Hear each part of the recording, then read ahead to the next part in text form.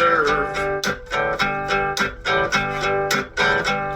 The root of all our evil, it begins with the Federal Reserve.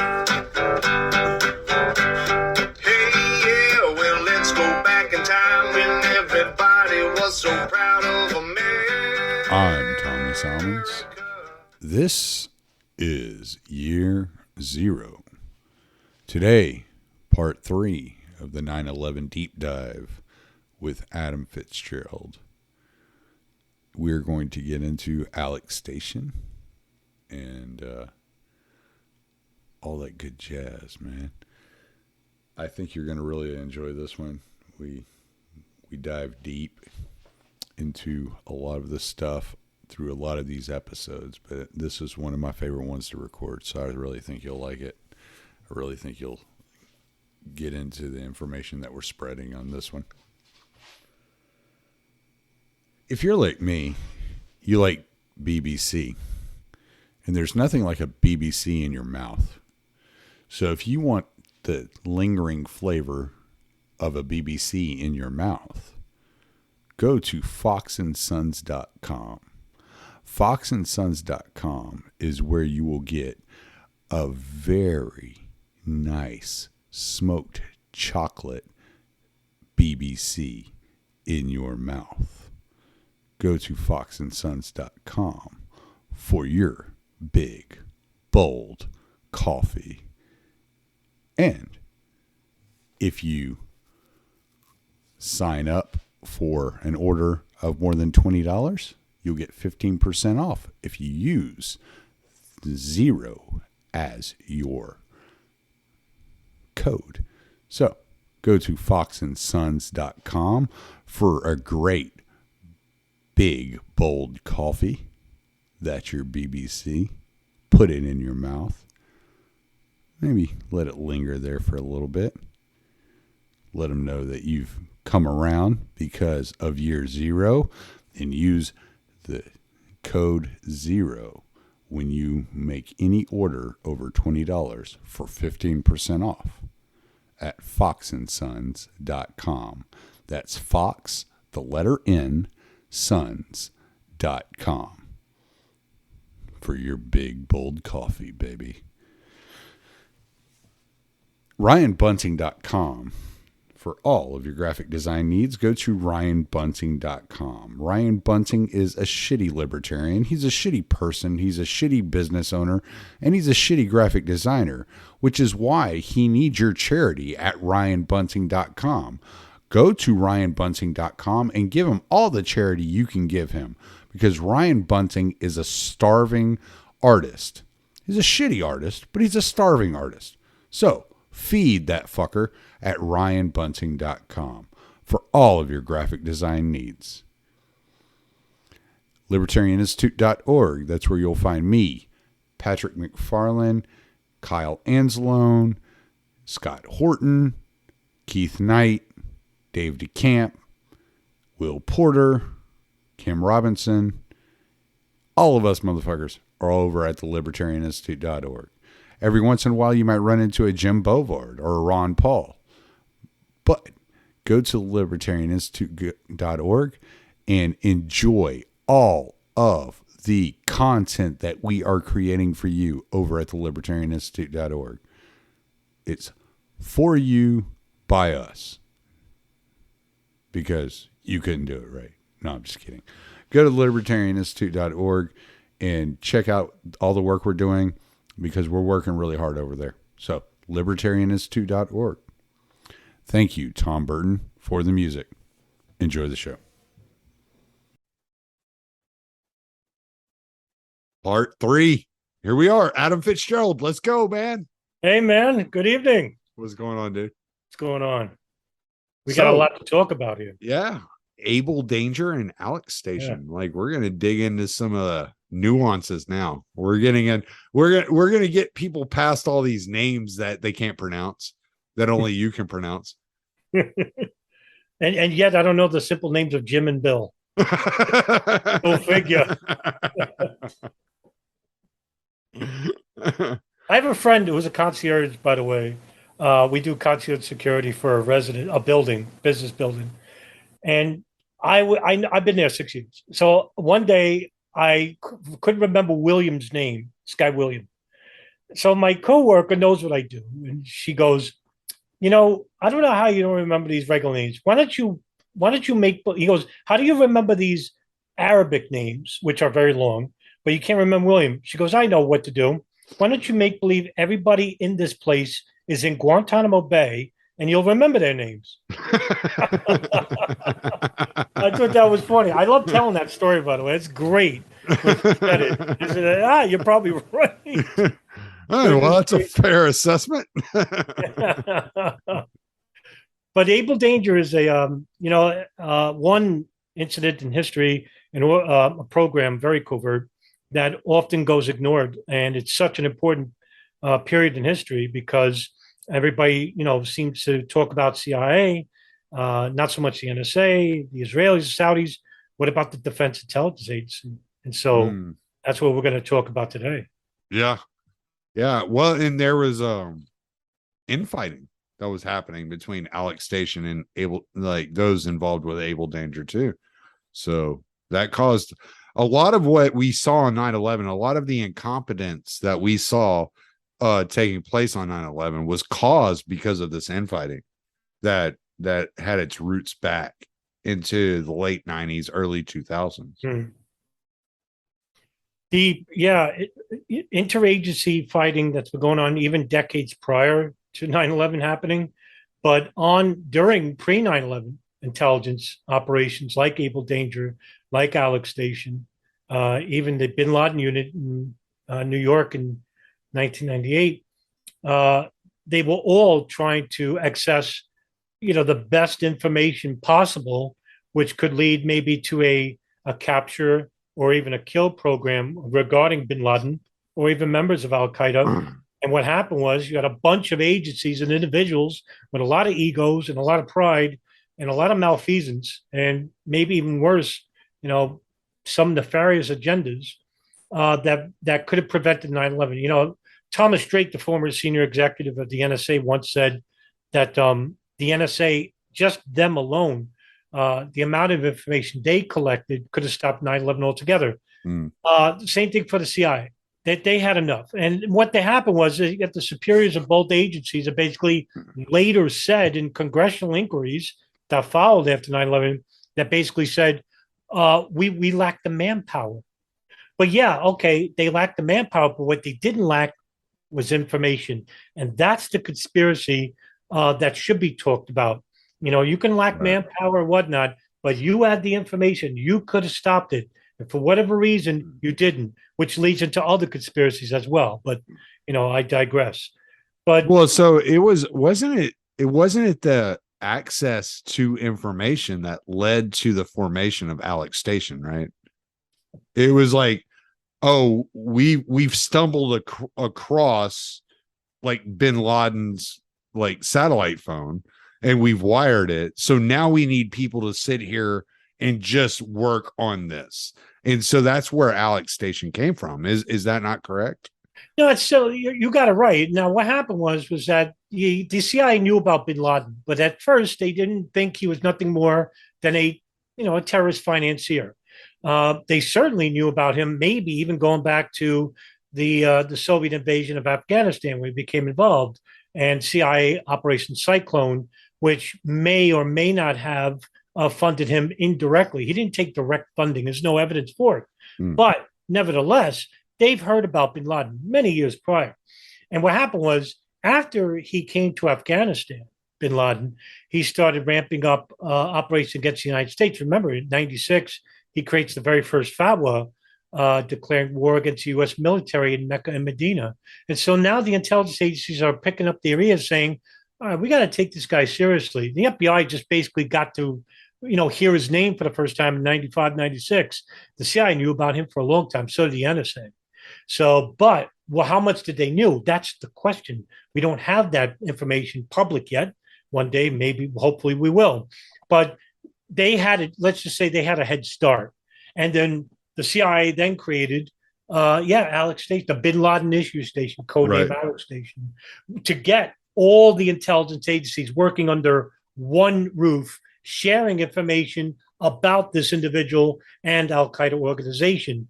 Now, the problem, and we'll talk about this, we have in part two, was were they willing to share the information with each other? And so this is where Operation Able Danger comes in, right? Because it was like we have the bin Laden issue station over here, Alex station, operating, but then there's this group, this conglomerate of people that are like, no, we need to work on it from this angle. And so they start doing something separately. So we have this compartmentalization problem that is taking place. Am I getting that kind of correct? Yeah, that's kind of correct. I'll give you the brief rundown. General Peter Shoemaker, who was the chief of staff for the U.S. Army, and General Hugh Shelton, who was the chairman, Joint Chiefs of Staff, in the I want to say in the fall of October, November 1999, constructed a high priority, very covert operation that would begin using special operational team members to begin a very thorough electronic monitoring investigation into the global network of terrorism. And the code name is called Able Danger. Very few. This is a very covert program, more covert than any program the Pentagon had designed in the 1990s. Very few people in the Pentagon knew about it. Even the Secretary of Defense didn't know about it. It was members of the U.S. Army, particularly through the U.S. Special Operations Command, also known as SOCOM, and the Land Information Warfare's Activities Division, called LIWA for short, which supported the Intelligence and Security Command of the Pentagon. The Able Danger program was designed as an operation to develop very sensitive information as well as public information in the transnational terrorism field, which involved the Joint Special Operations Command and the Defense Intelligence Agency. The information didn't come from like government databases, nor was the information classified. It was only known to members of this very covert group, and of course to Shoemaker and Shelton. It was an open source collection database. The operation, however, was covert. So they used open source database and closed source database. Well, closed source information, I'm sorry, is information that is classified. So they used a combination of both. And I'll name you the people that were involved. There was 5 people that were involved. Navy Captain Scott Philpott, who was the Able Danger team leader. U.S. Army Lieutenant Colonel Anthony Schaefer of the Defense Intelligence Agency. Eric Kleinsmith, who's an Army Major and Chief of Intelligence of the Land Information Warfare Activities Division. James D. Smith, who's a defense contractor for Orion Scientific Systems. Orion Scientific Systems, if you don't know, is the company that created these charts, that the information that was gleaned upon about pictures and organizations connected with terrorism. And last but not least, Dr. Eileen Presser, who is a PhD and analytical lead from the Land Information Warfare Activities Division.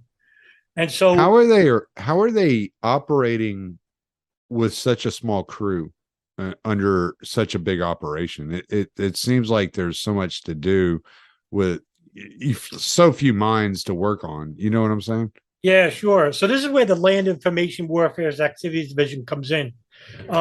Eric Kleinsmith, who I've interviewed for the Darkened Hour podcast, basically told me that what they were embarking on was unprecedented in terms of data collection or data mining programming, as it's called, collection of information. And so what they were using was unorthodox methods at the time that was seen as foreign to these old faces from the Pentagon and Signals Intelligence divisions of like the NSA or the CIA, and even worse, the dinosaur methods the FBI employed at the time. So basically, Schaefer would accompany, like, say, for example, I'm going to give you a great example. Schaefer would accompany like the CIA representative from Alec Station to SOCOM headquarters in 1999, which was located at the U.S. Army Special Operations Command at Fort Bragg in North Carolina. And he told the people at Alec Station, the representative from Alec Station, that Abel Danger was going to use certain individuals and signals intelligence at the Land Information Warfare Activities Division using this high-powered, fast-rate collecting data mining program, which would be shared with the CIA if they wanted to. They would also share with the FBI and other agencies, because Schaefer, who I've interviewed as well, basically said he naively believed that everybody was working on the same page. However, he found out in short order that wasn't the case, because this person, whose name is unknown, is classified, said to Schaefer at this meeting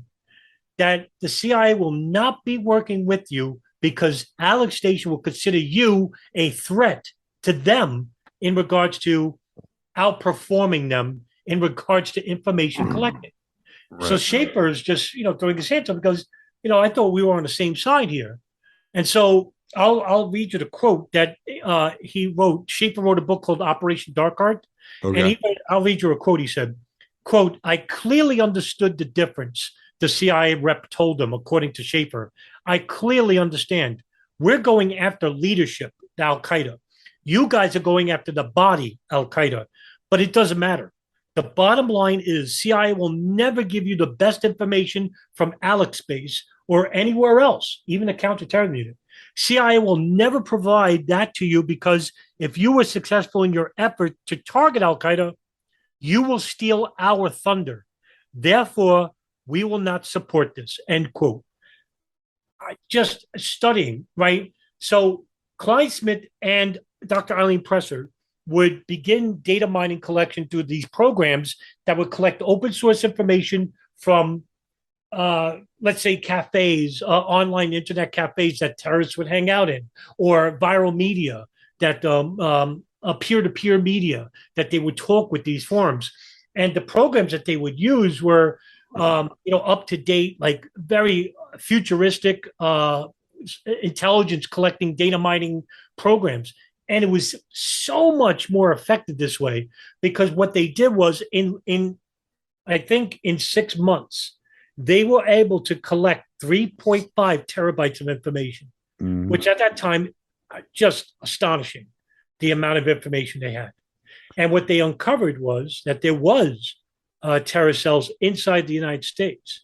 In fact, there were two that they named.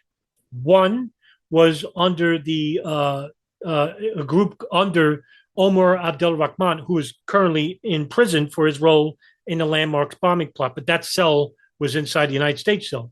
And also, too, Muhammad Atta, Marwan al-Shehi, and Ziad Jarrah, Hamburg cell, members of the Hamburg cell who were involved with the 9/11's operation. But in 1999, they were inside the United States.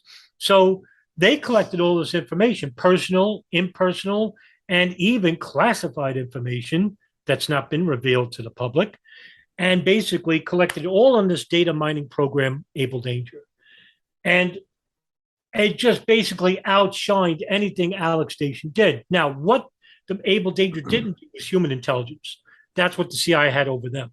But that wasn't the idea for Abel Danger. Abel Danger was just specifically a data mining program.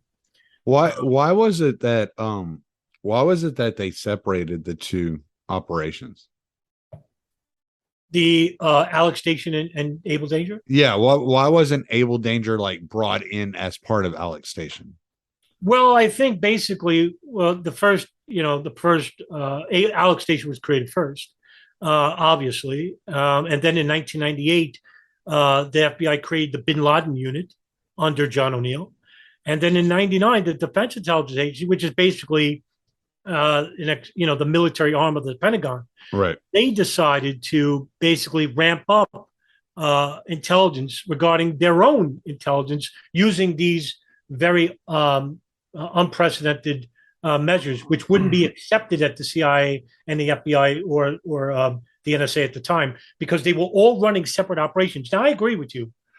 Why wouldn't all these agencies work together, be in harmony and working with true hegemony within one another. And, they would get so much done this way. When you think about it. Yeah, that's what I'm thinking. I'm like, why are you trying to compete against each other when you all have different specialties? Right, but that's exactly what the military and the intelligence apparatuses are about. It's about competition within, not primarily, but that's a big reason why. Is that competition is like who wants to get the best information possible by any means possible, and what agency will do it unprecedentedly. After 9/11, Tommy, it was much worse because these guys didn't care about walls, didn't care about private regulations and rules protecting the civilians. All that went out the door after 9/11. And now all this community, especially with signals intelligence, it's called the Five Eyes. And Five Eyes meaning the countries like United States, Canada, I think it's Britain, Australia. Australia. Now, instead of them like separately working with them, now they work as one unit. Yeah. And it's more than 5 countries. Now it's like 30 countries sharing information one another about their own citizens. Really? No warrants either. I didn't know it was more than 5. I thought I mean I was still a lot more. It's like 30 something countries now. Yeah, that's insane.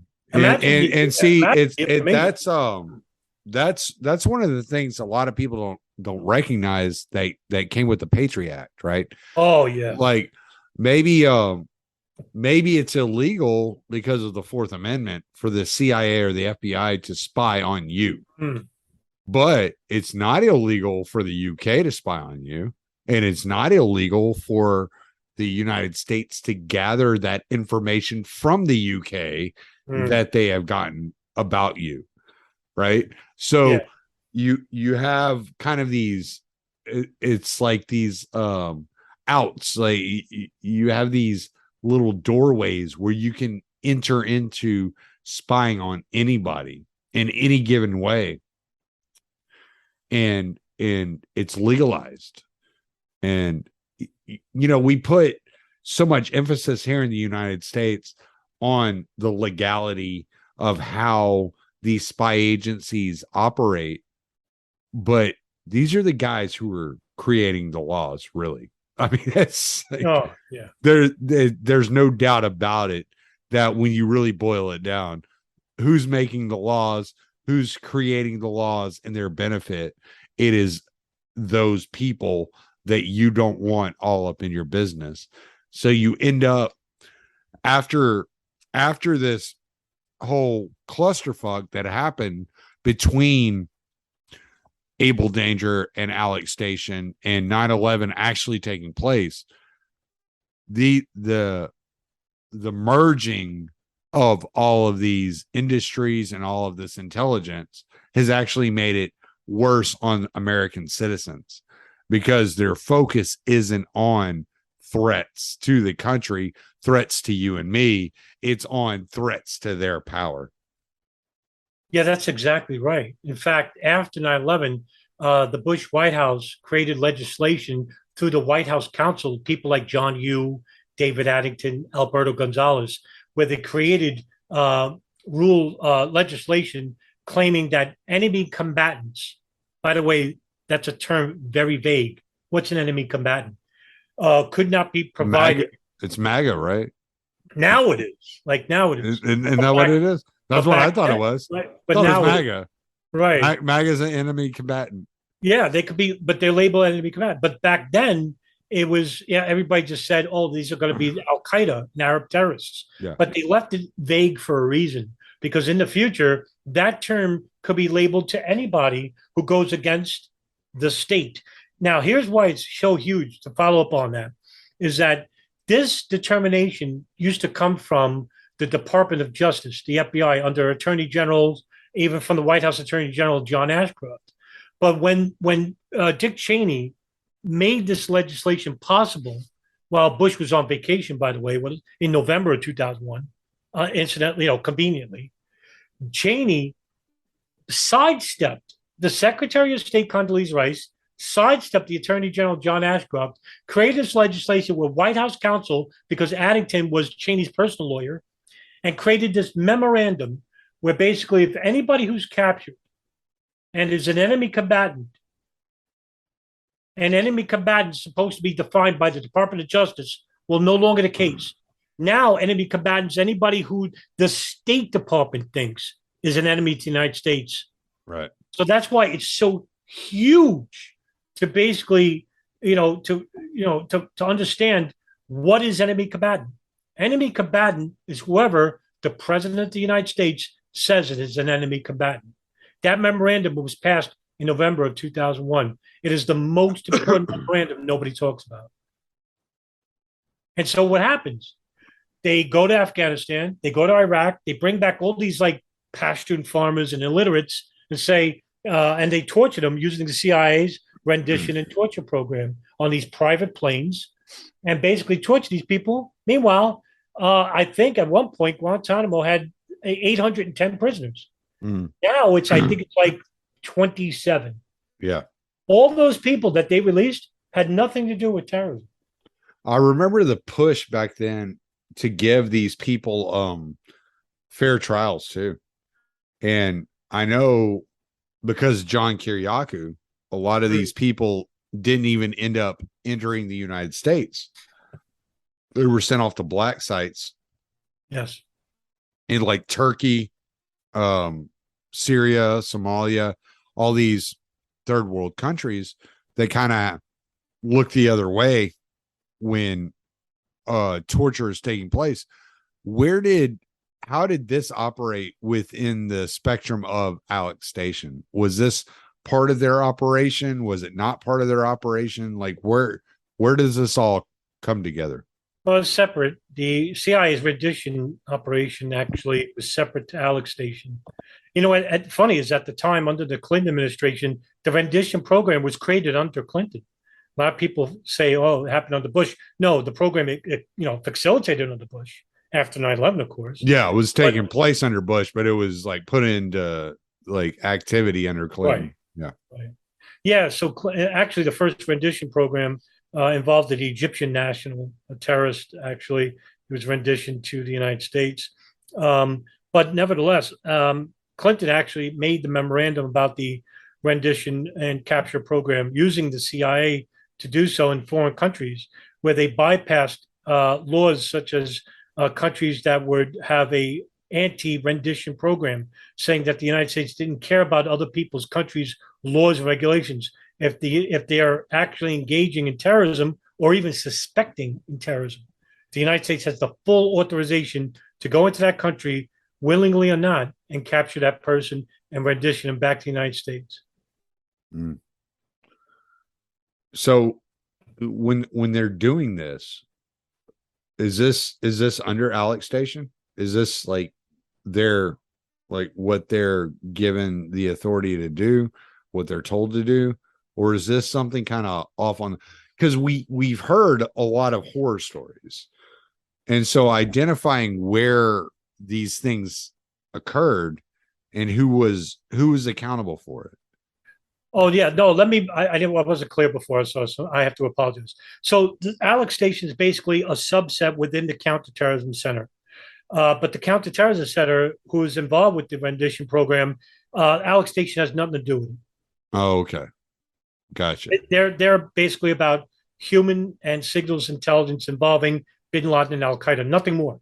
So what Alec Station was dealing with was the people on the ground. So the interpreters that the military would utilize, the people that were like giving up information, as John Perkins might write about in Confessions of an Economic Hitman, like the people that he were dealing with. This is what Alec Station was doing. And then you had Abel Danger over here collecting metadata. But the real down and dirty stuff was happening above these people's heads.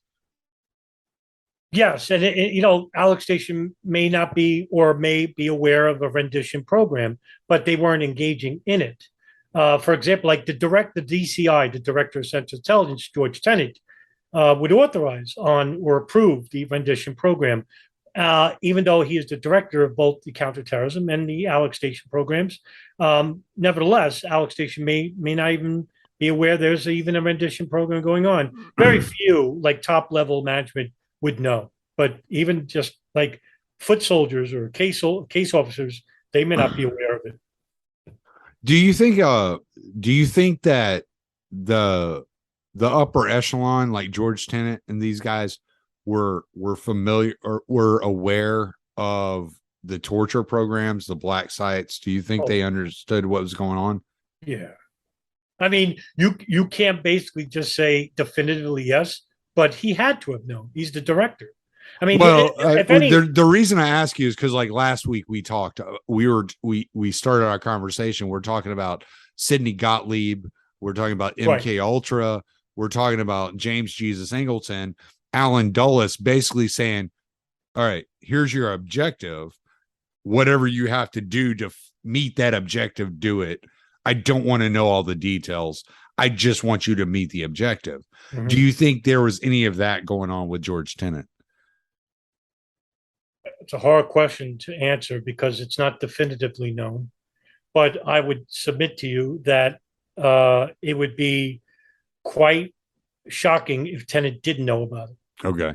Because he had, like I said, certain people do have to have a supervisor's permission to capture somebody, to use a private plane, to bring them back into the United States, and basically have a set of questions using very brutal methods, torture, or as they would say, enhanced interrogation techniques, which is basically torture. And someone has to sign off on this. Right. I wouldn't even say concerned. I'm just looking at the fact of the matter that there's so much compartmentalization in these agencies that it's like, how far does it go? And like, what are these people allowed to know? Does George Tenet tell his right-hand man, I want this outcome, whatever it takes? And then therefore his hands are clean because he's not saying, oh, don't, like, he's not saying go torture that fucking guy. You know what I'm saying? He's just giving him an outcome he wants. And he's like, all right, that's what you got to go do. Like, whatever you got to do to get that done. Therefore, you know, you got plausible deniability in this situation. Yeah, that's exactly right. That's the key right there, plausible deniability. So you want a detachment from the actual crime happening. Right. But you're not totally detached. You have information, but that information can't be attached to that person receiving that information at the highest levels. Yeah. Yeah. They're aware, like, in other words, Tenet would be aware, Kofor Black, who's head of the Counterterrorism Center, they would be aware of it, but there's no direct information leading to them saying, or a piece of paper saying, yes, I'm authorizing you for torture. So when you're looking at, like, when you kind of step back and you're looking from a meta point of view and you're seeing all these operations kind of overlapping with each other and taking place all at the same time, what are you seeing? Do you think there was one person that was kind of overseeing all of them and understood everything that was going on and was kind of like directing it all? Or do you think it was complete compartmentalization and these people were all acting independent? I think it's a combination of both. I mean, you would have compartmentalization, of course, to make it a lot more complex for the public eye. And also, too, there's a level of malfeasance, I could say, for certain, because, with 9/11 data collection, there seems to be, a lot of information, but the handling of information was not defined responsibly or acted upon responsibly. I can't make that leap of faith, Tommy, and say, oh, they wanted, like they manufactured this. I can safely say, like with 9/11, they wanted it to happen because the benefits outweighed the many outweighed the few. So you're saying there were people at the top incentivized not to proactively do this, like, because I kind of know your stance on that, but there were people at the top incentivized to overlook. Yeah, and you know who they would be? They would be people in the intelligence community, because why, the State Department doesn't need to know, even though they have the power, but they don't need to know. That's where their plausible deniability comes from. All right. Also, too, Bush is a public figure. So is Cheney. So is Rumsfeld. They're always in the public, and the media is always interviewing them. But Tenet, not so much. Black, definitely not so much. And even those that we don't know who are involved with these very covert operations, like Abel Danger, they're not in the public eye, and nobody's talking about them. And when there are congressional inquiries interviewing them, they basically play, we shared the information. They'll even lie. And, nothing happens to them. Why? Because information is power. And when you have information, you basically can control kings and queens of the world. You can manipulate operations before they even happen. That's what I think 9/11 was about. For people to say, well, how would they, blow up the World Trade Center if you want to believe that they came down by bombs or a thermite of some sort? Well, they would have to know about an operation coming up where planes would be crashing into them. Well, why not make it happen? And then you can manufacture a crisis, having the towers collapse or whatever. But that's what 9/11 basically is. It was an operation created by terrorists that was known to the Intelligence Committee, the United States, Israel, and Saudi Arabia, and they manipulated the plot. That's basically what that is. And people want to make it, more complex than that. Well, we're touching on something. I think this is a good time to bring this up. So if it's not a good time, like we can put it off for another time, just let me know. All right. Operation Northwoods. Oh, good. Nothing to do with 9/11. Right. But people will use it, right? Yeah, sure. Because there was the Bajinga plot that like Operation Northwoods was a thing. It was a thing. Like, we don't want people to think that we're overlooking the fact that all the chiefs of staff had signed off on Operation Northwoods, and it was only because Kennedy refused to sign off on it that it didn't happen. And there were planes involved. There are these little nuggets, right, that people like grab onto. And so how do we separate that from the Bajinka plot? Well, for one, you have to make various comparisons, right? A period of time and technology, technological advances. So, for example, Northwoods, which was a proposed false flag operation that originated from Lyman Lemnitzer, who was the Joint Chiefs of Staff, the chairman of the Joint Chiefs of Staff, in which he proposed to use the CIA to both stage and commit acts of terrorism against American and civilian targets and blame it on the Cuban government. I kind of feel bad because I am like fucking putting you on the spot, asking you all the hard questions. It's all right. I'm going to try my best to answer them. Because I know, but there people hear these things, and it's like, all right, how do we talk about these things? How do we address these things? So I appreciate your willingness to address this. No, I'll try. And I can understand because this comes up a lot. So I'm glad you asked this, by the way. So I want to clear the air. I didn't know if it was the right time to ask it, but it just it's all right. Because it'll lead right back up into Abel Danger anyway. So that's good. So they proposed, one of the many various scenarios they proposed was to get like an aircraft and put American people on it and basically shoot it down and blame it on the Cuban government. There was also a simulation where there was going to be attacks on Cuban refugee boats that was supposed to be either a combination of real or simulated attacks. And what happened was the maximum amount of fatalities would be published by, of course, the media, who are under, the auspices of the intelligence community. When this was actually put on Kennedy's desk, Kennedy saw it, was, him and Robert McNamara basically saw it, and they were, horrified.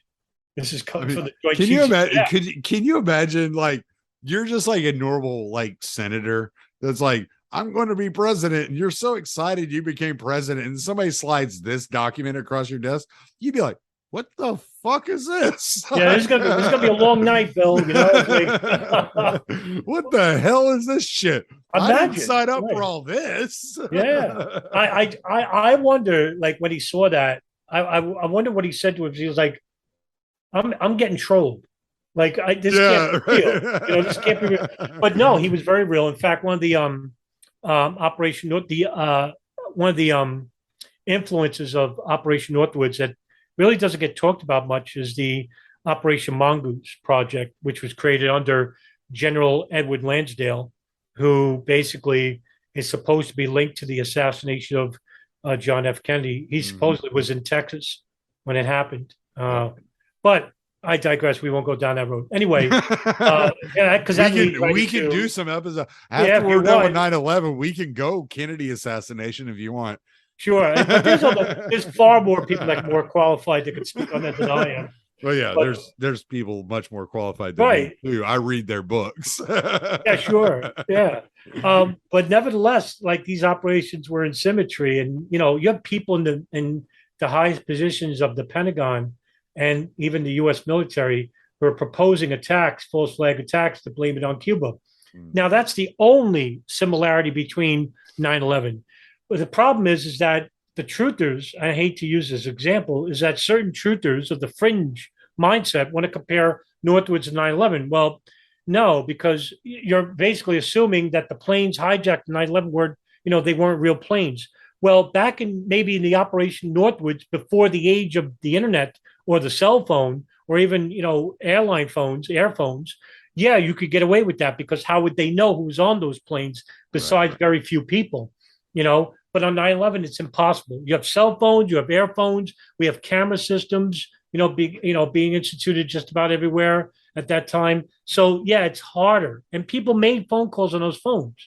And basically they got in touch with loved ones. Unless you're willing to say all those phone calls were somehow faked, all the people they got in touch with are, somehow, part everybody's of the lying. Everybody's everybody's in on it.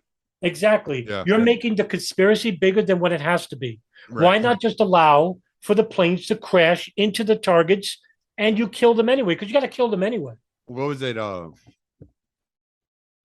Forgive me. I don't know this information near as well as you do. So was it flight 97?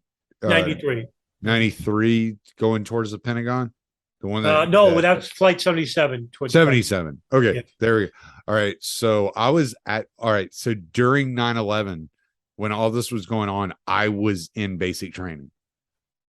I remember we had just gotten done with PT that morning and we're walking into chow hall and our fucking drill sergeants pushed us into the chow hall and pointed to the TV just in time for us to see the second plane hit the Twin Towers. Wow. All right. And one of the guys I was in basic training with was engaged to a stewardess who was on flight 77. Do you know that stewardess's name? I don't know her name off the top of my head. I'm sorry. I don't remember that much detail. It was a long time ago. You do remember this, right? 2000. I got my mind is shot too, man, Tommy. So I can't remember names anymore. But yeah, I was one of the guys I was in basic training with. His fiance was a stewardess on 77. Was it Jennifer Lewis? Possibly, man. Or Michelle Heidelberger? Dude, don't give me the line. I can't tell you for a fact. I can't even remember his name. I can see his face, but I can't remember his name. All right, nevertheless, anyway, but 77 crashed in the Pentagon. But she called. I remember she called his parents, and we got a message from his parents, and she's like, "Yeah, we've been hijacked." Yada yada yada. Oh, and Renee May could have been. Possible. She's a flight attendant. She's a stewardess, and her and Barbara Olson. Barbara Olson's not a stewardess, but Renee May is. So it has to be her. Very well could have been, man. Very well could have been. But I remember the guy that day when he got the news. It killed him, and he's like, my fiance was on that flight. Yeah, and. So, this affected real people. It's kind of like the whole like Alex Jones, Sandy Hook thing that's going on. And I'm not going to I don't want to get into the details of that because I know there's a lot of nuance to what Alex Jones said, and I don't feel like arguing that. A lot of the truther movement is turning a lot of people off because a lot of people know someone who died that day. Yeah. And if you're saying that, oh, nobody died, basically, because, oh, it was a drone or it was this or it was that. It wasn't a plane, it was a missile. You hear that a lot with the Pentagon, right? Because a 14-foot hole. It was only a 14-foot hole. It couldn't have been made by an airplane, and there are people that lost loved ones that day, and you're not taking into consideration the reality of the situation that they're facing. You're defeating your own argument before you get to make your argument because you're making these insane claims, which is why I'll have Adam on to talk about this stuff, because he doesn't go fucking berserk and talk about all kinds of weird nonsense that I can't make any sense out of. Well, I thank you for that praise. So no, I'm sorry. I just feel like that has to be said because, like, part of the reason that I like the Libertarian Institute will host you and not Jason Burmis or some of these other guys. And forgive me for mentioning Jason Burmis. I don't have anything against the guy personally. I think he's trying to do the right thing. I just think he's wrong, and he's not thinking about the repercussions of what he's doing in some instances, and so, like, the reason we'll host you and we'll talk to you is because we have faith in you. We know who you are. We've seen your research. We talk to you. You're a friend of ours, and so we can trust you to be as honest and objective as possible when it comes to the situation. Well, boy, you know how to make a guy blush on a date, huh? Hey, no. I only expect to reach around, dude. No blowjobs is necessary on the first date. You said that live now. You know that. You realize it, right? Yes. Well, we're not live, but I'm not going to edit it. No, you're not. I know you're not. Tommy. No, listen, thank you, Tommy. But look, I only try to provide basic information, tangible information to a subject that's been sorely maligned by fringe theories. And to me, I could have picked any subject. I could have picked La Cosa Nostra to study. I have more books on that subject than anything else. I could have picked Jonestown, which is another area of study of mine. The Taliban is not much different.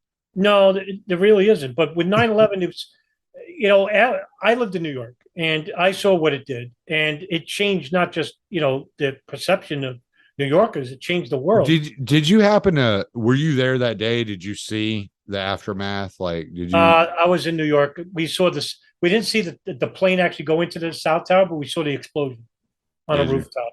Wow. But I'm sure that had a big impact on you. At the time, not that it does, like now it does, because I'm much more invested in it. Back then, I was more in shock than anything. But for me, this is the reason why I chose this specific area in history, is because it is considered the end of our innocence, so to speak, even though there was so much more dark history involved with pre 9/11.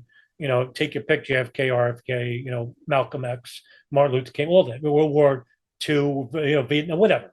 But 9/11. One of these days, I'm gonna pick your brain on RFK, because you keep mentioning RFK, and I'm like, what I know about that, I'm not sure like where you're coming from. So I'm gonna have to get into that with you, but. But jumping back to Abel Danger, you can do the next. Sorry, audience, right? I have curiosities. I know you do. You're like me. I want to know. I branch out. Like sometimes I'll get lost in conversation, and I'll branch out to other areas and stuff. But jumping back to Abel Danger too, after they collected this information, Eric Kleinsmith actually goes to SOCOM, Southern Operations Command, and speak with the lawyers there. And basically what happened was that they were using computers, these units, which collected huge amounts of data in a technique called data mining. Mm-hmm. And so they used Orion Scientific to create the charts. So now just imagine all this data that they collected, put it onto a chart. So they have bin Laden in the middle. They have Ali Muhammad, Omar Abdel Rahman, Dr. Ayman al-Zawahiri, banks, BCCI Bank, Saudi Arabian Royalties Bank, all these other individuals that have Khalid Sheikh Mohammed, right. all these Yeah, names, everything. It's the all names, all the names we've been talking about for 2 episodes up until now, correct, are there, and they're looking at all these pieces and how they tie together. right, exactly. And so they're the only agency in the world that did this to put it into chart form. Remember, the other agencies like the NSA, the CIA, they hoarded the information, didn't share with anybody, nobody, not even to other agencies. They kept it. But the DIA provided. It seems like all right, like maybe you can correct me if I'm wrong, but it seems like the DIA was the only agency that was aware that the technological infusion that was occurring at the moment, because we still have to remember this is 2001. This wasn't 2021. This isn't 2022. So the technology that was available in 2001 still wasn't what we have today. But it was almost as if they were aware that this technological infusion was going to be the difference, and that was the only way to chart it. And CIA, FBI, NSA were still dependent on the 20th century way of doing things. Right, exactly correct, Tommy. And you know what the problem is that this information, if shared with just, the State Department, for example, they just shared this information. They could have warned like immigration, for example, to stricter security measures, screening measures for people coming out of, say, Afghanistan or Saudi Arabia, right? They could have done that, but they didn't. So what happened was, in February of 2000, Captain Scott Philpott, the leader of Able Danger, he organizes like this high-level meeting with General Shoemaker and General Shelton on the production and what they collected after Able Danger. And so they provided the charts provided by that was made under the information provided by the Land Information Warfare Activities Division. And so that the Southern commander lawyers, the Southern Operations Command lawyers could look at it and say, all right, this is legal and stuff like that. So they could use information and act on it. Right. So they would review the data from Able Danger. Now, all the information relating to the Hamburg cell, like Muhammad Atta, Mohammed al-Shi, and Ziad Jarrah, these were the terrorists that were identified by the Able Danger team that were inside the United States at the time. They were named U.S. persons because they were here on U.S. visas. So SOCOM lawyers basically said, this information can't be provided or shared with anybody else. And if you can't act on this information, you have a period of 30 days before you have to destroy it. And so in March of 2000, the operation all of a sudden started to come under harsh critics from like other competing entities. And so Schaefer had invited a meeting with Major General Peter Lambert, who's the Deputy Director of Intelligence, Surveillance, and Reconnaissance Operations, and members of the Joint Staff J32, people like Jerry Clark of the Senior Executive Services of the DIA. And they basically say, we're working on this program. We've got a lot of information, and we want to share with the FBI so they can act on the information. Right. And so Southern Operations Command said, no way. These are people, U.S. persons. We have lawyers protecting this.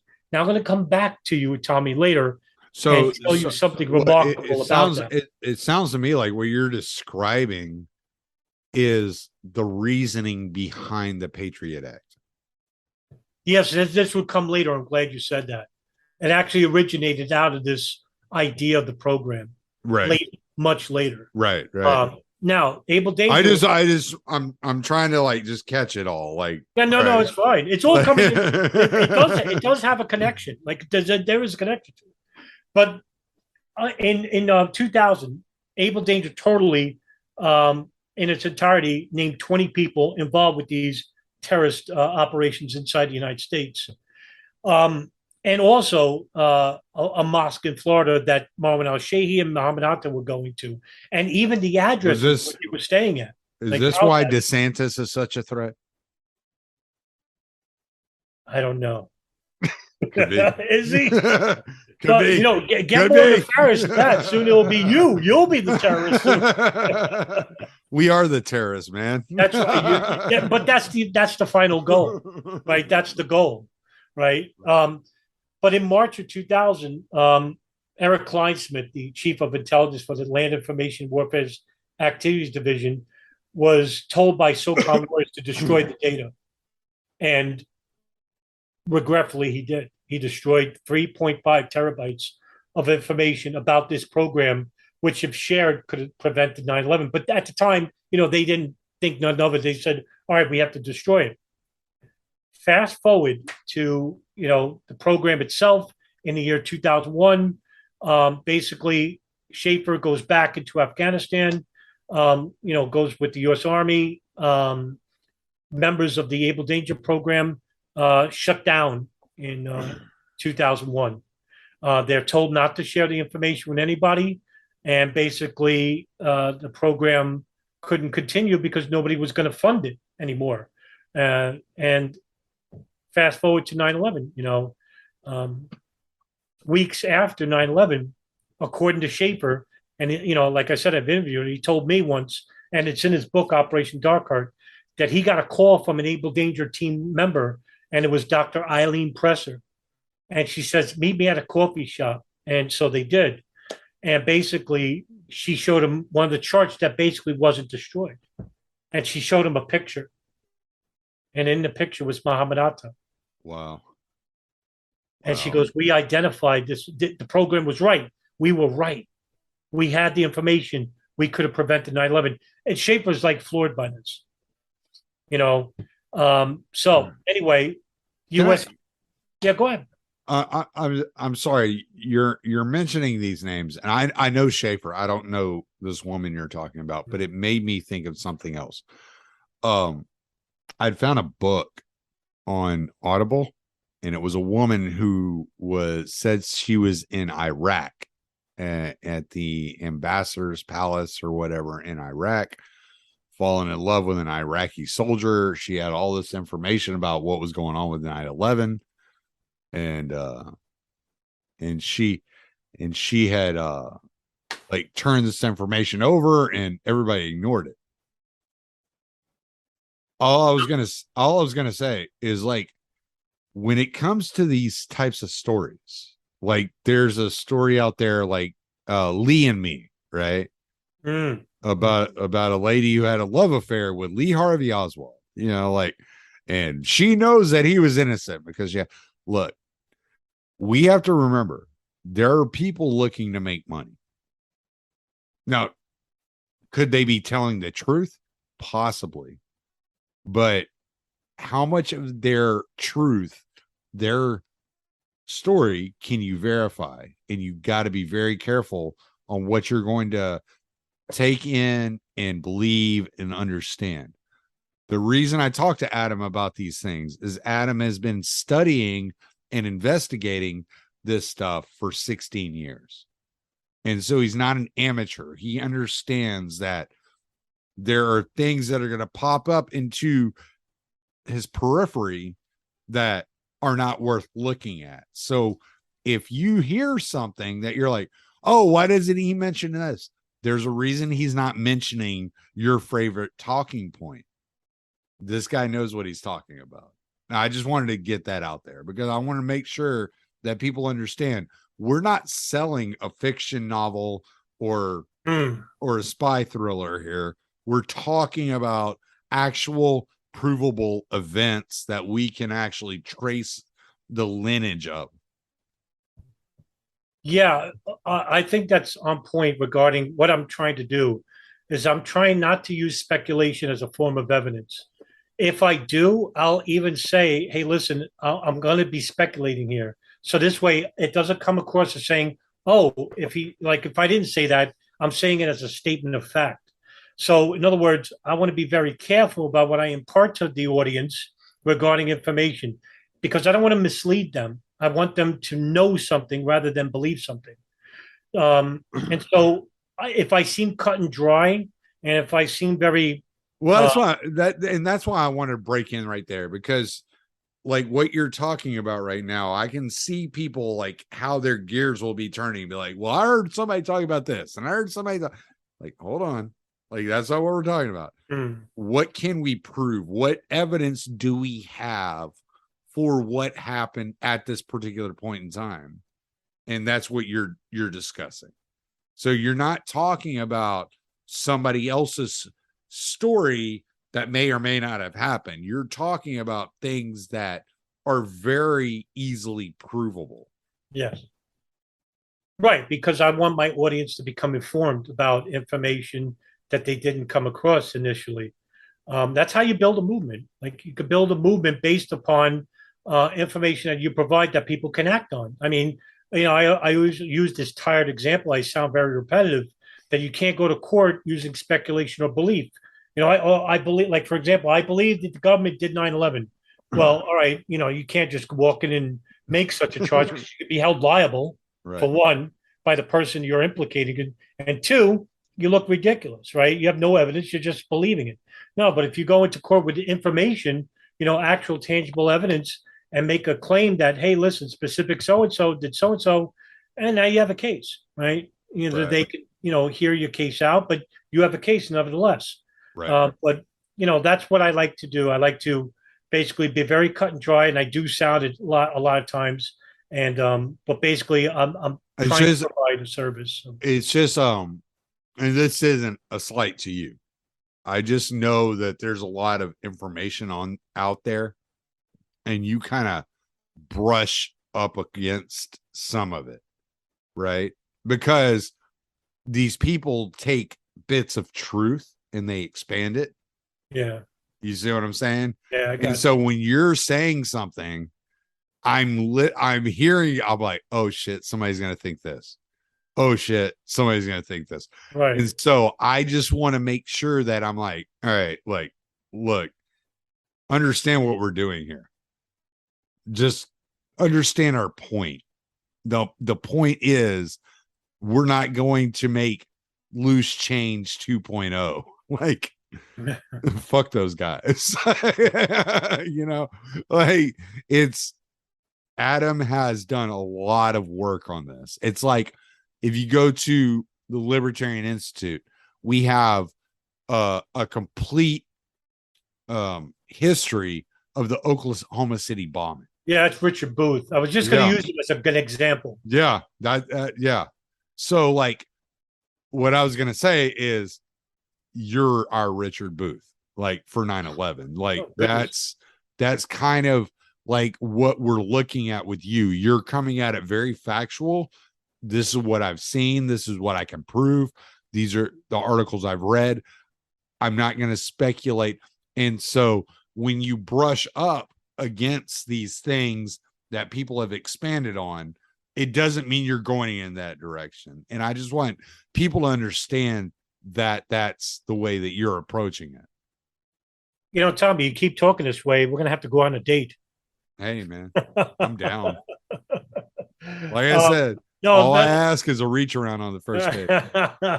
And, listen, that's high praise, because Booth is very meticulous and he's very careful. Very good. He's fantastic. Yeah. But my thing is, I don't want people to confuse what you're saying.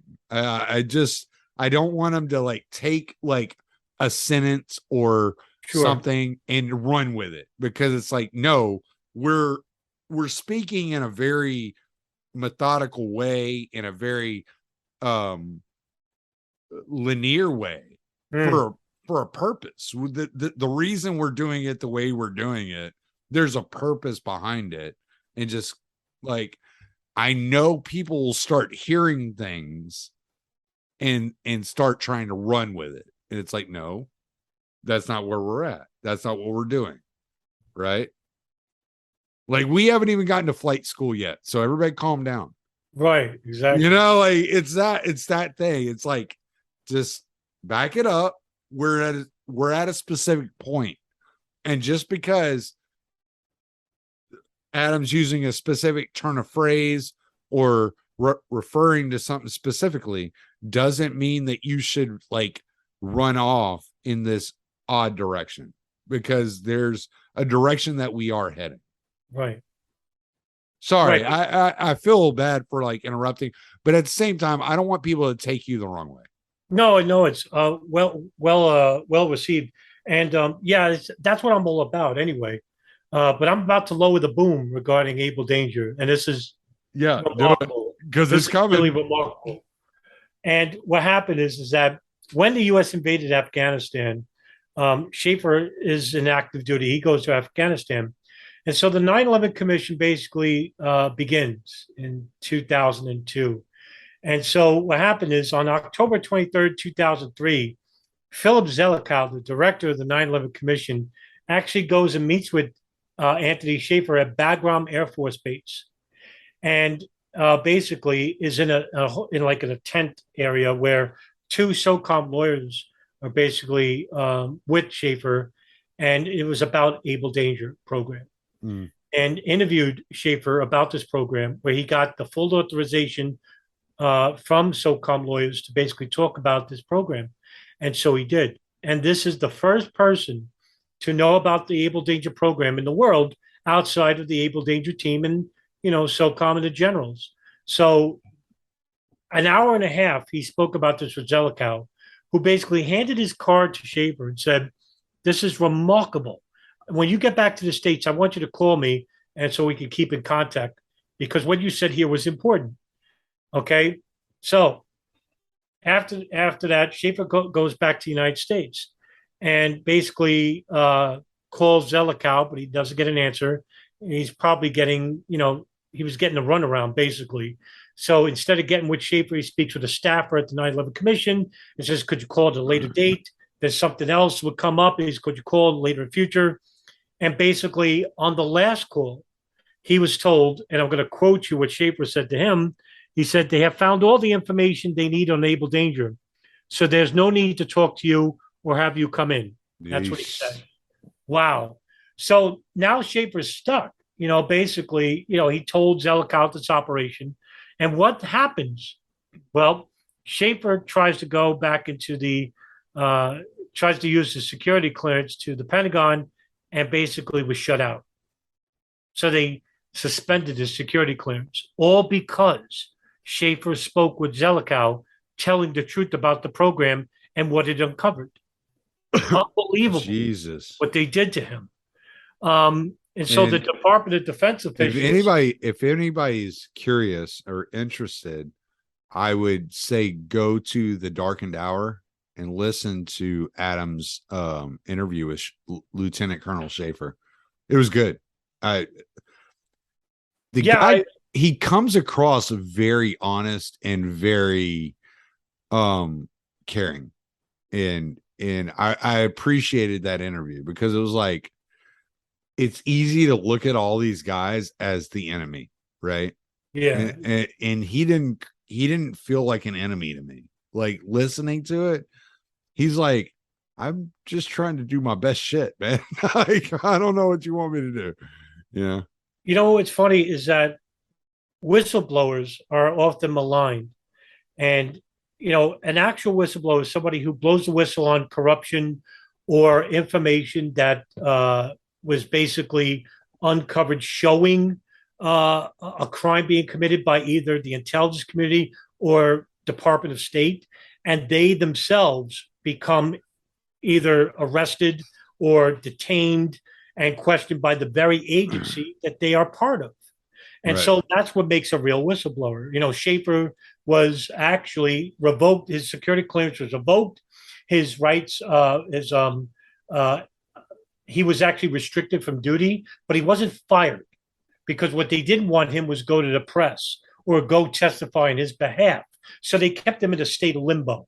Right. Understand? So they didn't take away everything. They didn't fire him or nothing. So he was in the military, technically, but his security clearance was taken away. And he couldn't, basically, because he was still part of the military, he couldn't defend himself anywhere, not even in the public sector.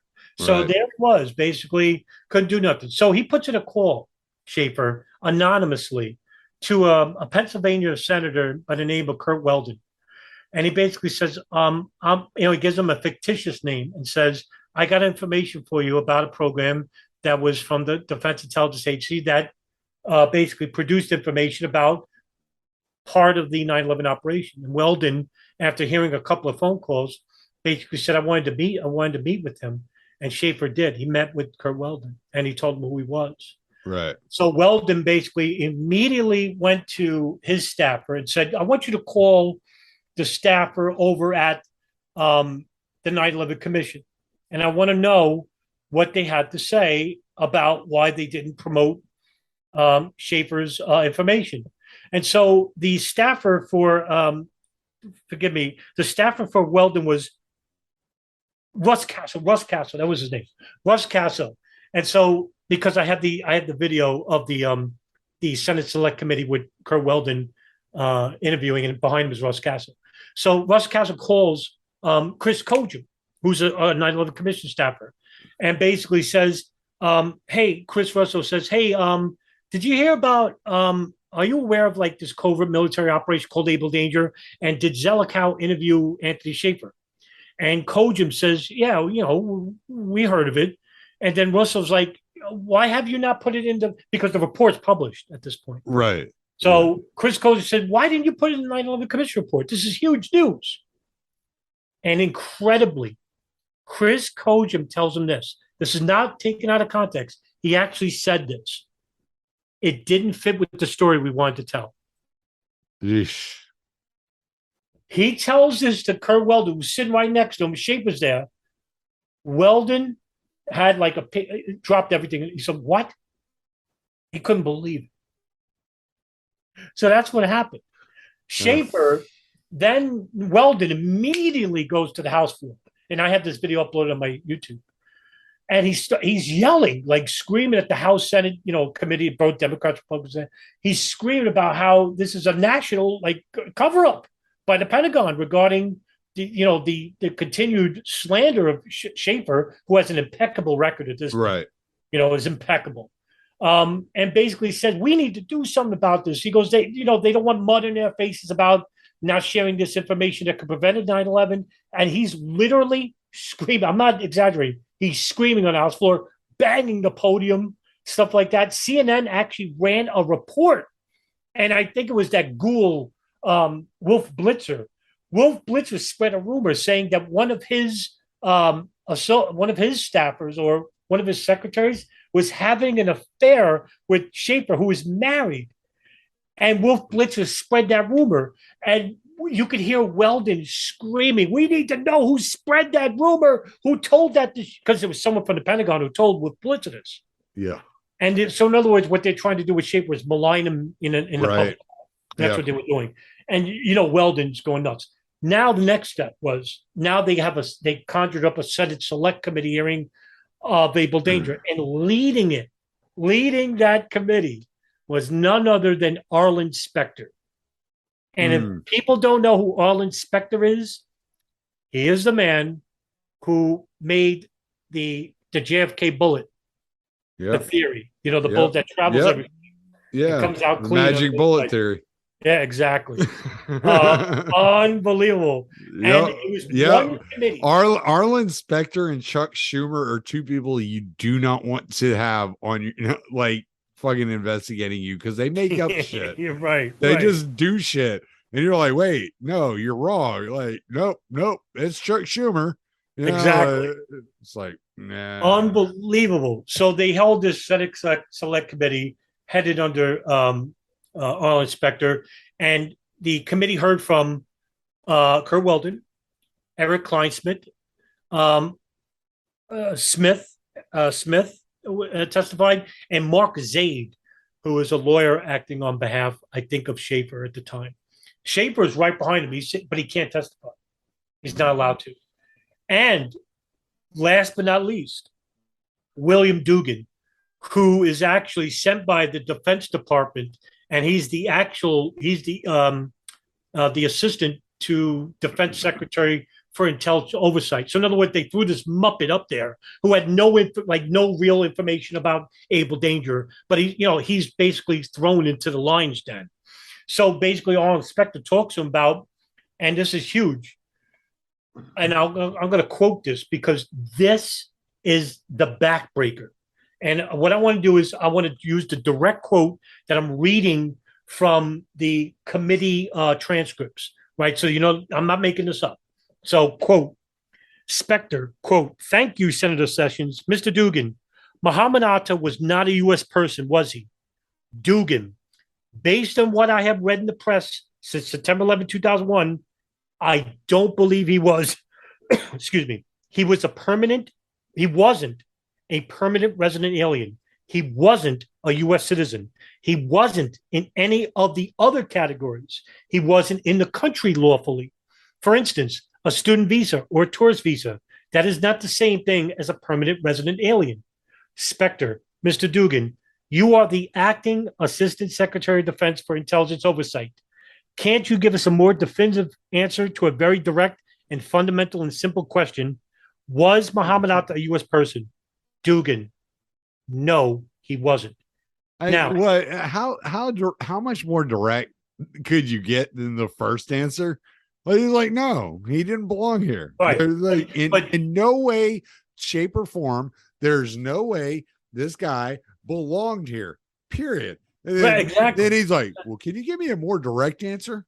What are you, a fucking retard? What do you have, an IQ of 85? You fucking idiot.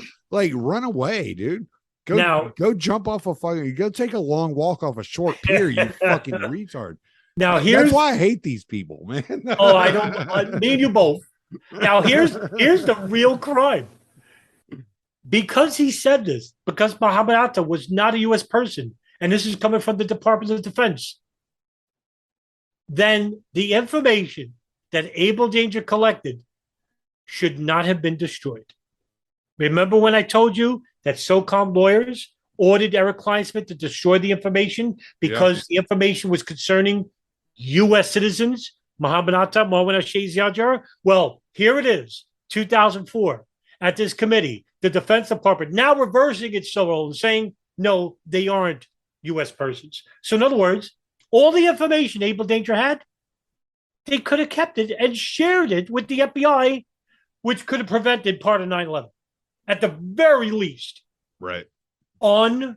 That's why I wanted to read that part. That is huge. All right. So, huge. I mean, the aftermath, I kind of want to do a full episode on the aftermath. Like, I really do.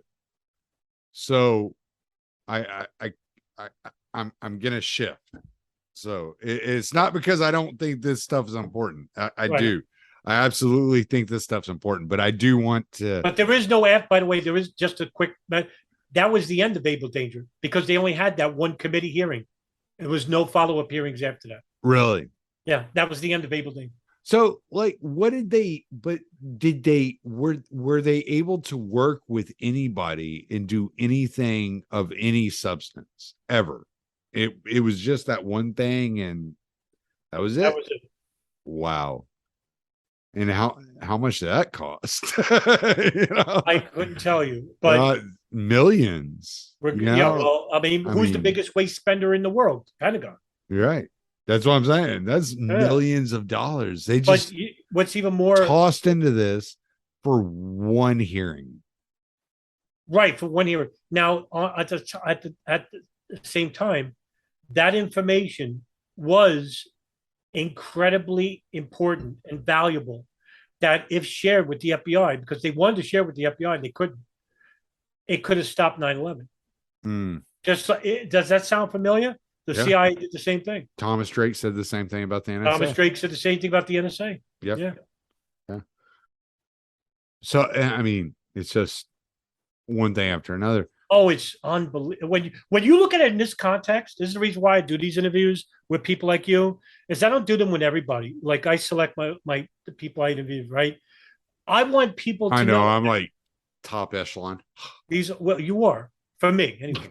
But I'm not going on some conspiracy site and say, hey, did you know a third building fell? Oh, no, hijackers are alive. You can't go far. and you can't Right. go past this information, right? Because it stops right there. There's no hijackers. Well, there's nothing to investigate because if there's no hijackers, all the intelligence operations, one of them I just said, Abel Danger, today we talked about, it doesn't exist because if there's no hijackers, this operation doesn't exist because who are they monitoring? Who are they collecting information on? Well, Nobody. and how can you have a conversation about this with somebody who doesn't know anything about the Middle East or doesn't know anything about the way the government operates or Right. any of these things? So you almost have to have this like kind of baseline of all right, we're starting everything right here, and now we're working through this and trying to kind of mime through it. And I just happen to have done enough homework to be able to like kind of keep up with you on what's going on and therefore interpret it for the audience and those people listening that have never looked into it, you know. And it's just because, I mean, what else am I going to do? Like, so, but all right, like I said, I want to get into Aftermath. I do. And we're going to do, I think we're going to do a full episode on that because there's a lot to get into the Aftermath when you get into like 27 pages and all that shit. And we're going to do something on that. What I want to do is I want to continue with Abel Danger and Alec Station right now. And I want to move into a direction of as the US was doing this and fighting against each other in a way, what was going on with the terrorists? What was going on with those that became the hijackers at this moment in time? This was what, 2000, 1999, 2000? Yeah, this is 99, 2000. Members of the Hamburg cell who are individuals like when did they create that? Because that's actually a huge piece of the puzzle. Yeah. So how did that come to be? Yeah. Actually, 1998. Actually. Okay. So, like, without going into too much specifics, because that would take too much time. So you have people like Muhammad Atta, Marwan al-Shehi, Ramzi bin al-Shib, and Ziad Jarrah, all coming into Germany at various points of the mid 90s. For example, like Ziad Jarrah came to Germany from Lebanon in 1996, Muhammad Atta in 1997, 98. And so they all they got together at this mosque called Al-Quds, which is the most radical mosque in all of Hamburg, which is a major city in Germany. And they basically got together and lived in an apartment in Marienstraße. I'm probably butchering that name. It's called Marienstraße, which is a city in Germany. And they rented an apartment with all of them together, except for Ziad Jarrah. Ziad Jarrah would always live alone. Why? And he rented an apartment from a woman who actually drew a painting of him. Why was he always alone? What's that? Why was he always alone? That's a good question. And that's going to be a consistent finding all throughout till even to the day of 9/11. Should we hold off on the hamburger cell? Yeah. No, not really. I mean, I could talk, about this in detail if you want. No, I can't. We can. I'm just saying, should we hold off till the next episode or? Like, I don't know how deep how deep you can get on this. Very deep. All right. So you want, I think we've been going I think over. that's what we should do because the Hamburg cell and the pre-intelligence involved is enormous. Okay. That's fair. Yeah, we've been going over an hour. Like, I'll go all night with you. No, I'm sure. But to get the attention of people, unfortunately. Well, I mean, I'm going to have to split these up anyway. So it's like, all right. Like, if we're going to split them up, like, we might as well just go enjoy our night. And, sure. That's fine. Unless you just want to record everything in one night and then we'll just. No, that's fine. Let's talk about during the week or whatever. So you want to stop there, hamburger cell? Yeah, because that sounds that sounds really interesting. The reasoning that he was staying alone the entire time, like and I'll tell you why he does it because it leads into my theory that I'm working on, and it's enormous. That theory. I heard that theory. Yeah, I heard that theory. Yes. Yeah, that theory sounds good. Yeah, it's enormous. I just don't have evidence for it, but boy, there's a lot of smoke with that fire. Yeah, but if you can find something solid, man, Sure. But yeah, I because hate you know what you're that. looking for now. Yeah, but that's right.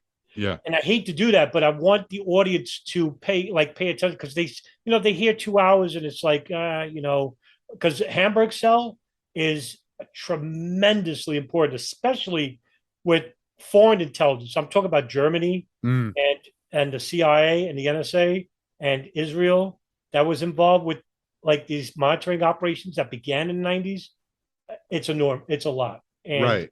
it's not I kind of feel like a dick for it. I feel like I interrupted you more tonight than I That's have all right. That's in the fine. other episodes.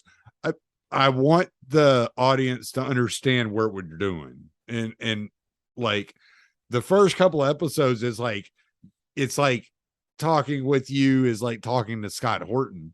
But now that we're Oh, getting into things that there's like that are on the periphery of their mindset that they've already kind of heard about, they kind of already understand, like I need to focus that attention in a specific direction, and I don't want them to run away with like their loose change arguments or their like truther arguments. sure. I want to keep them, like spot on. And no, audience, this is not an insult to you. I just understand what has been out there for a lot of years, Yeah. you It's know. unfortunate. And none of us are immune to catching pieces of this information, right? And running with it. How many, I mean, you've been researching this for what, 16 years? How many years did you waste researching things that were like, oh shit, this was a dead end or stupid or like I shouldn't have been doing this, you know? Well, it wasn't very long, but you know what? We all came from that background of conspiracy, like fringe conspiracy. Like I would consider myself a conspiracy theorist because I do believe like there was a lot of information that we weren't told Mm, that's public. But a fringe conspiracy theorist is theorizing about irrational like scenarios based on information that doesn't exist. So that's what I would consider fringe conspiracy. Like the first 9/11 film I ever watched was a film called In Plain Sight, and it was produced by Dave von Kleist, where they were talking about missile pods underneath planes that crashed into a World Trade Center, and that there was no plane crash in Pentagon Shanksville. And so I believed that. I was like, yeah, there's very little plane debris in Pennsylvania, very little plane debris at Pentagon. That's right. But what I didn't realize was that much later, that I was comparing plane crashes, like intentional plane crashes with unintentional plane crashes. And if you look at the history of intentional plane crashes, which are extremely rare, but right. if you compare them to what happened on 11, you'll see some similarities. And one example I used was German Wings 8925, which was recent. That was in 2015. A plane crashed into the Alps, and it was a first officer. The pilot went to the bathroom, and the first officer took the plane. He was suicidal, and he crashed the plane to the Alps. But you won't find a whole body. There was no fuse. There was no engines. There was no nose or wings. There was nothing to like resembling a plane. In fact, the biggest part of the plane was parts of the landing gear. Yeah. That was it. Yeah. And you know what, one of the things we're gonna have to cover that a lot of people have questions about are the passports. Yeah, paper. Look, all right, if you're going to say passports, actually, like, for example, I'll use a quick example. There was a passport found in Manhattan, right? They found this passport and, it was doused in lighter fluid. I mean, jet fuel, right? So, but it survived. And a lot of the fringe movements say, well, how could it basically, explode on impact and paper survive?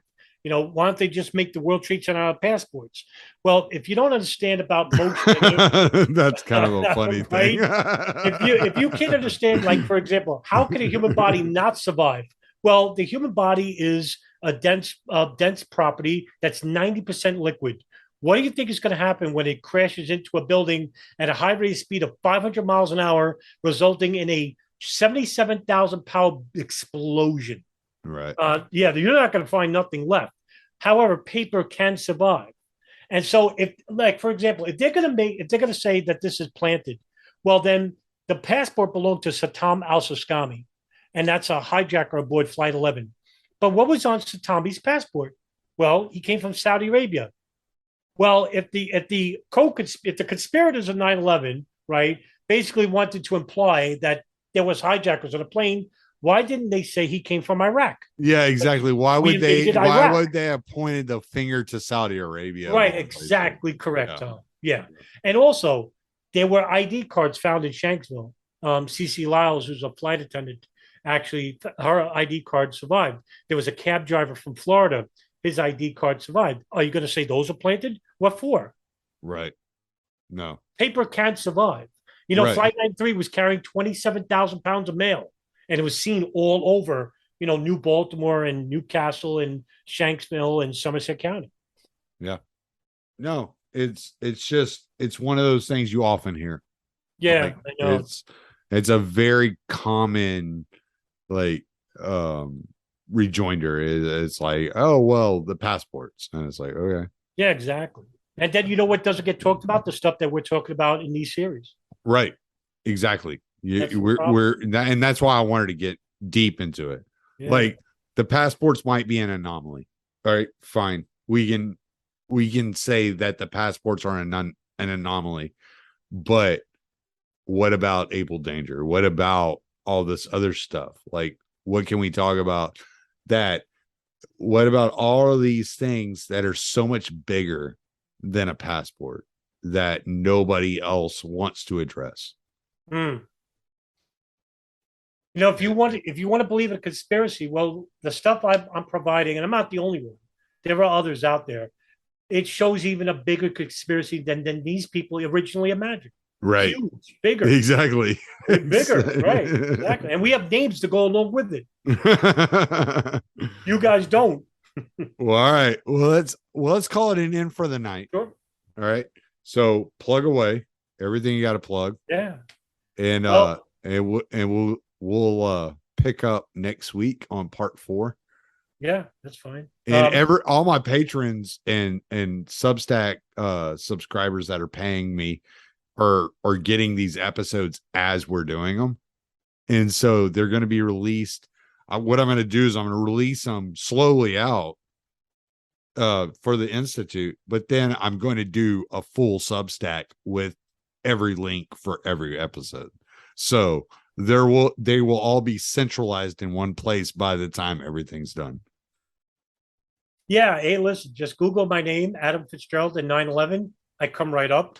But if you want to get direct information, _ Adam Fitzgerald on Twitter. And I have a pinned tweet and has all the links to all the sites. I have my podcast is The Darkened Hour with Richard Cox. And also I'm on YouTube. I think right now, I'm at 2,600 videos uploaded. And if you want to see magic happen, get in an argument with a truther and suddenly Adam Fitzgerald will pop up and fucking start defending you. Yeah, I'm not, and also I'm glad you brought this up, by the way, Tommy, because I'm in an email conversation with former Architects and Engineers founder Richard Gage. Oh yeah. And I'm not gonna call him out, but in other words, he called me a troll in it. And I said to him, you were just on the biggest platform in your life with Patrick Bet David and Valuetainment. And if you don't know, he was on there. Yeah, I know that show. Huge platform. Millions of people watch that. And he basically couldn't tell you if the world was round definitively. He basically said we probably didn't land on the moon. He's alluding to it. So I called him out on it. I said, look what you did. You basically, even if you told the truth about what happened at the World Trade Center, you lost so many millions of people with, by saying, well, we really don't know if we landed on the moon. We really don't know if the world is flat or not. Right? You know how many people you turned out? And you know what that means in the public eye to the 9/11 truth movement? Oh, they're all like that. Are they all crazy? Right? So they generalize.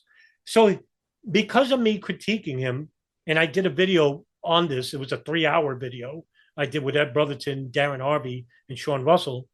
And basically he said, you've been trolling me all this time. And I said, I'm not trolling you. I said, I'm cleaning the mess that you're creating for yourself. And basically, lending, these fringe theories that go to dead ends. I've been doing this for some time because I actually care.